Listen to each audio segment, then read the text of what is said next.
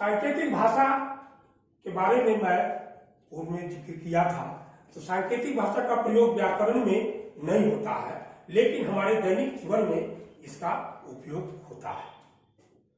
सांकेतिक भाषा किसे कहते हैं?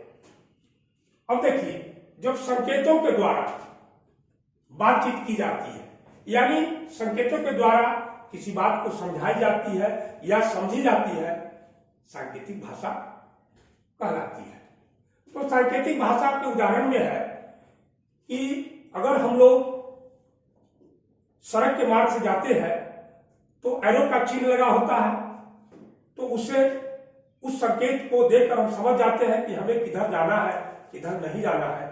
या यातायात व्यवस्था को नियंत्रण करने वाले सिपाही अपने इशारों के माध्यम से, संकेतों के माध्यम से यातायात करने वालों को निर्देश देता है, सांकेतिक भाषा के अंतर्गत है।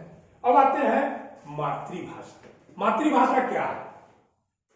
यानी वह भाषा जिसे बालक अपने परिवार से अपनाता है या सीखता है। कोई भी बालक प्रथमावस्था में जो भाषा सीखता है वो अपने परिवार से सीखता है, वह अपने परिवार द्वारा बोली जाने वाली भाषा को अपनाता है, वही भाषा मातृभाषा कहलाती है। अब मातृभाषा अलग अलग हो सकता है। पंजाब में रहने वाला व्यक्ति पंजाबी बोलेगा, गुजरात में रहने वाला व्यक्ति गुजराती बोलेगा, और जो हिंदी भाषी क्षेत्र के हैं वह हिंदी बोलेगा। तो अपनी अपनी मातृभाषा सबकी अलग अलग होती है। अब आते हैं राष्ट्रभाषा। राष्ट्रभाषा क्या है? अब सीधी सी बात है कि इसका अर्थ होता है कि यानी राष्ट्र, पूरे देश में अधिकांश लोगों के द्वारा जिस भाषा का प्रयोग किया जाता है, राष्ट्रभाषा कहलाती है। यानी वह भाषा जो देश के अधिकांश निवासियों द्वारा प्रयोग में लाई जाती है। यानी देश के अधिकांश व्यक्ति जिस भाषा का प्रयोग करते हैं वह राष्ट्रभाषा कहलाती है। तो हमारे देश की राष्ट्रभाषा हिंदी है। हमारे देश के 70 से 75% लोगों द्वारा हिंदी का प्रयोग किया जाता है, इसलिए हिंदी को राष्ट्रभाषा घोषित किया गया। अब हम आते हैं कि भाई राष्ट्रभाषा, तो हमारे देश की राष्ट्रभाषा हिंदी है, किसी अन्य देश की राष्ट्रभाषा कुछ और हो सकती है।